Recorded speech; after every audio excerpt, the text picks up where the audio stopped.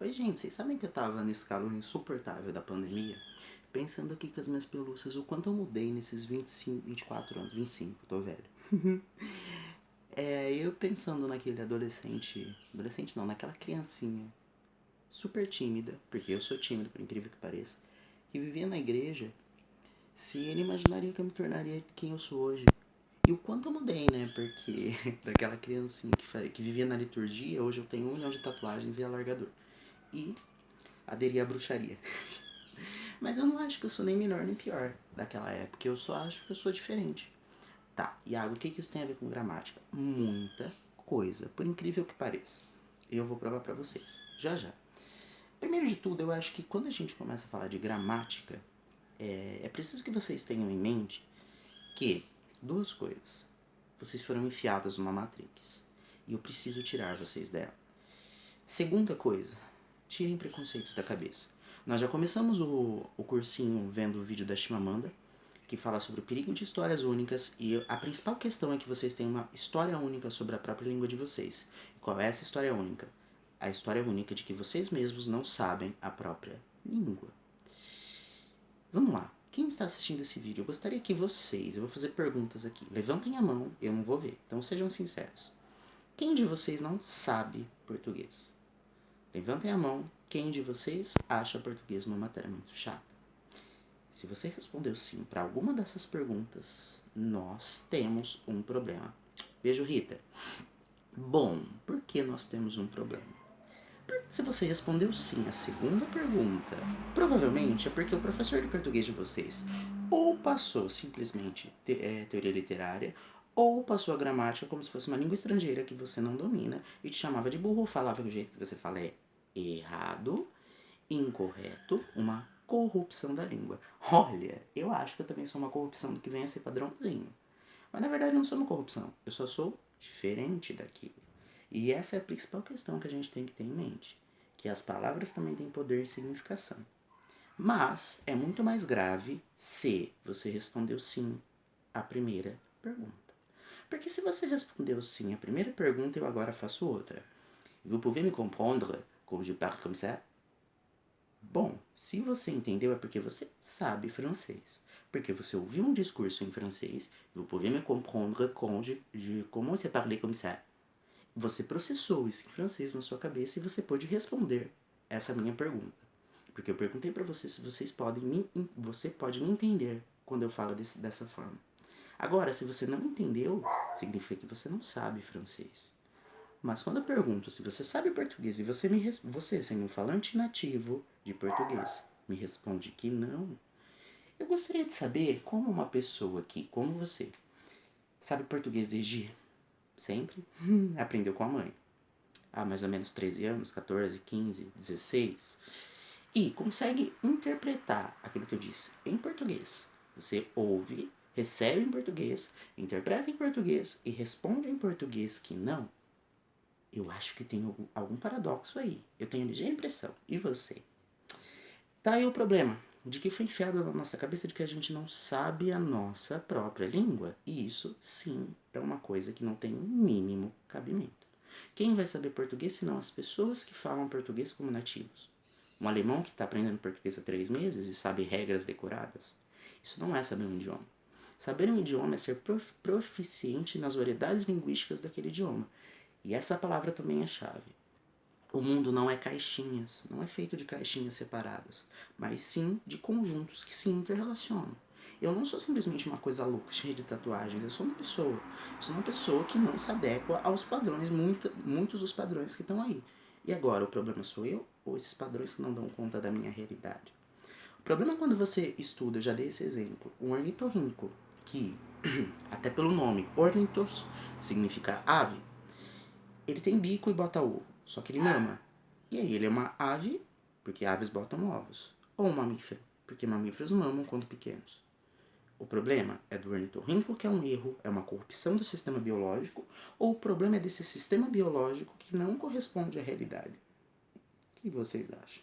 O problema é quando a gente pega uma variedade linguística e fala que as pessoas dizendo a gente vai ao mercado estão falando errado. É dessas pessoas que estão falando ou é de um sistema que, em vez de tentar entender por que as pessoas falam assim, simplesmente falam, tá errado, eu não vou estudar. Estamos saindo da Matrix? Eu espero que sim. E eu comecei esse vídeo com a coisa idiota de que eu mudei ao longo do tempo, porque se a gente pega parte do pressuposto de que as línguas humanas têm variações, porque nós somos variáveis, inclusive no ponto de vista do DNA. O DNA é semi-degenerado. Então ele vai mudando, ele é mutável. Nós somos mutáveis ao longo do tempo. Não sou a mesma pessoa que eu era no ano passado, há 10 anos, há 5 anos. Da mesma forma a língua.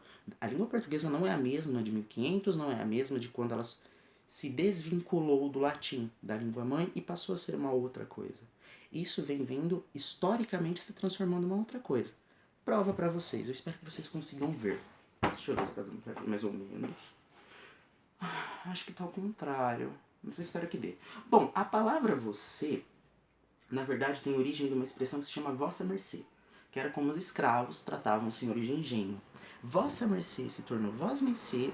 Com o tempo, essa forma passou a concorrer com essa, até que essa forma inovadora mais nova suplantou essa forma mais velha, que era considerada padrão correta, e aí essa passou a ser a correta. Com o tempo, as pessoas começaram a falar você. Só que com o tempo, você se transformou em você, em C, e daqui a pouco nós simplesmente apontaremos. Brincadeira. Ou nós simplesmente olharemos, tipo, assim. Bom, uma outra prova de que a língua muda com o tempo. Deixa eu ver. Não sei se vocês sabem, mas por incrível que pareça, a palavra óculos vem da palavra... Quer dizer, a palavra olho vem da palavra óculos. Porque óculos e olho têm a mesma origem latina. O que acontece é que olho vem da palavra latina óculos, que sofreu ao longo do latim vulgar, que era o falado, várias mudanças. Uma delas, deixa eu colocar mais pra cá.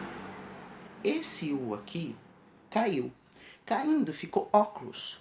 E esse dígrafo, essa junção consonantal de CL, ao longo do tempo se tornou um Lhe. Óculos, olhos. E com o tempo, quando nós já estávamos no romance, num estágio linguístico de romance, já no português, a palavra óculos voltou. Voltou para designar aquilo que eu coloco em cima dos olhos, cuja origem é óculos latino, para eu poder ver melhor. Então, tanto óculos como olho têm a mesma origem. Deu para entender mais ou menos como as línguas variam e podem mudar ao longo do tempo? E na verdade todas as línguas humanas mudam. Só as que não mudam são as línguas mortas. Como nós também mudamos. Tudo no mundo é mais ou menos como uma cobra que está aí trocando de pele a todo momento, né? Mais ou menos isso. Uma outra coisa que eu preciso comentar é aquele tipo de declaração do tipo, ai, as pessoas falam errado, ai meu Deus, isso é uma corrupção. Ah é, vamos às corrupções então. Se eu falar coisas do tipo, prestem atenção e respondam sinceramente. Os meninos vai ao mercado. Ou melhor, os meninos trabalham. Isso é um erro? Se você respondeu que sim, eu lamento informar que você está redondamente enganado. Porque você, como falante nativo, entendeu o que eu quis dizer com os meninos trabalham. Um erro, do ponto de vista linguístico, é o que um falante nativo não produz, naturalmente. E vocês, numa situação informal e não monitorada, produzem isso. Eu provo. Agora, sois menino, sou trabalhos menino, é uma coisa que vocês, como falantes nativos do português, jamais produziriam. Isso é um erro. Mas os meninos trabalham não, até porque vocês entendem. E, mais uma prova de que não é um erro. Se nós falarmos que isso é um erro, a gente vai ter que assumir que as mudanças que fizeram o latim se transformar em português são erros. Ou seja, que o português, o francês, o espanhol e todas as línguas que se originaram do latim são erros, corrupções do latim. Se isso é absurdo para você, por que não é absurdo para você entender que o português, as variedades da língua portuguesa não são erros, mas variedades de uma mesma coisa. E que a gente não precisa fazer isso aqui. A língua pura, a culta, a única, porque não existe uma unidade. Toda língua é composta por uma variedade de coisas, seja regional, seja étnica, seja de informalidade ou informalidade. A diferença não está aqui, mas está aqui.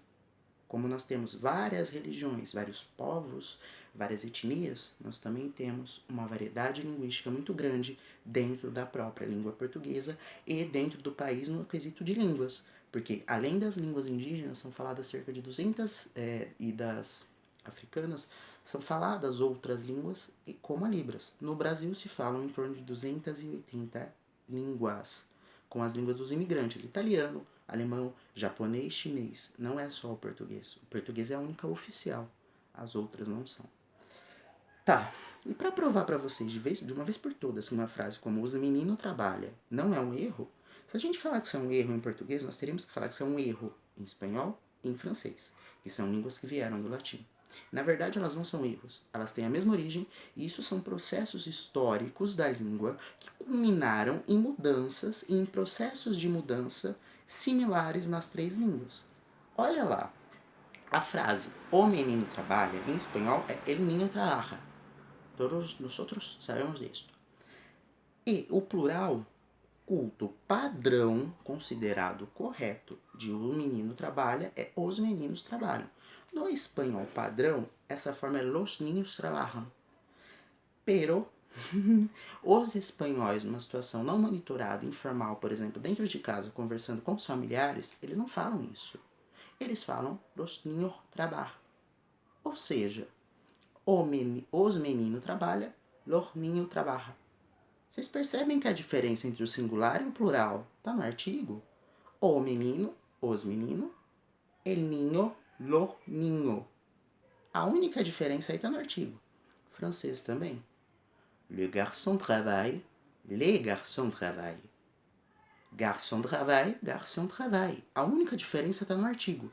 Le, singular masculino, le, plural masculino. Então, espanhol.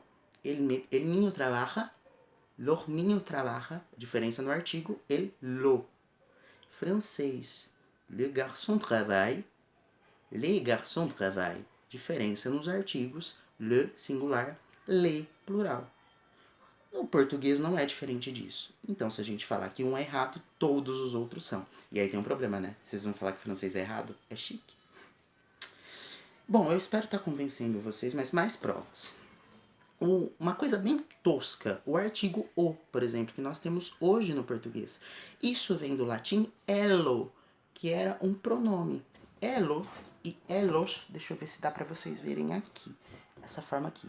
Com o tempo, essa vogal inicial caiu, isso se chama aférese. É o mesmo processo que hoje em dia, por exemplo, dá origem a formas como vô e vó, em vez de avô ou avó. Esse A inicial cai. Enfim, esse I caiu e virou los, que é a forma do espanhol atual. O espanhol parou um nível antes do português em quesito de mudança, porque nós avançamos desse los para os. Então, elos, or, lo, os, desculpa. Dá para ver que as línguas vão mudando ao longo do tempo e do latim a gente tem uma mudança para cá? E a outra coisa em relação ao preconceito linguístico, quando a gente pega uma variedade linguística que fala que ela está errada, que é caipirismo, que as pessoas são burras porque falam ela, nós estamos criticando não só a variedade linguística, mas a pessoa, porque isso é cultural. Uma forma linguística como porta em vez de porta traz todo um quesito sociocultural por trás, de onde aquela pessoa vem, porque ela fala assim, tem todo um histórico. Então eu criticar uma forma linguística significa criticar toda uma coisa que está por volta disso. E se eu falar pra vocês que praca tá errado, eu vou ter que falar que a palavra branco tá errado. Sabem por quê? Porque branco tem uma origem de um empréstimo germânico, se eu não estou enganado, que era blancum, blancus. Esse L se transformou num R ao longo do tempo, branco. Isso se chama rotacismo, porque rho era a consoante grega que dava esse som de R. Mas isso não é importante. Da mesma forma, nós temos questões como, por exemplo, algumas formas atuais como estrupo, em vez da padrão estupro, são vistas como erradas. Só que, se a gente pensar assim, o sempre, a palavra sempre é um erro, porque a origem latina disso é sempre. Esse R para o português trocou de lado. Vejam, o que eu estou mostrando para vocês é que as línguas variam e elas podem mudar ao longo do tempo e mudam, porque as sociedades mudam, elas não evoluem nem evoluem, simplesmente mudam. Hoje, eu não sou nem melhor nem pior do que eu era, eu sou diferente. eu acho que esse exercício é difícil de fazer. Vocês não são nem melhores nem piores do que vocês eram. Vocês são diferentes, de certa forma. Em vários quesitos, inclusive em tamanho. Porque vocês não podem ser do mesmo tamanho do que vocês eram há 13 anos atrás, ou quando bebês. Isso é impossível. Então, só para recapitular, que nós temos formas consideradas padrões corretas e conservadoras ao lado de inovadoras, que são mais novas na língua, que passam a concorrer até que uma delas ganha espaço. Só vou terminar o vídeo falando de níveis de análise linguística. Quando nós pegamos para analisar uma língua, ela tem vários estratos, vários níveis, várias camadas. O nível primário, assim, que a gente vai pegar é o discursivo, semântico, o sentido que está por trás. Um pouco antes, o texto ele é formado por frases. Quando eu analiso frases, o que cada palavra significa naquela frase em relação a outra palavra daquela frase, eu estou no âmbito da sintaxe. Sim, em grego é junto. Taxis é colocação. Sintaxe colocado junto. O menino, estou colocando um artigo do lado de menino. Então, sintaxe. Agora, vamos voltar a um nível. Quando eu pego a palavra e pego a forma, morfos em grego é forma, a forma da palavra, ao conjunto de palavras a que ela está se referindo, se é um substantivo, um adjetivo, um advérbio. Quando eu pego o princípio de formação dessa palavra, se é uma parassíntese, se é uma sufixação, uma prefixação, eu estou no âmbito da morfologia. Imaginem um guarda-roupa. O guarda-roupa de vocês é uma morfologia, porque eu tenho roupas dispostas. Nossa, ficou escuro, só um minuto.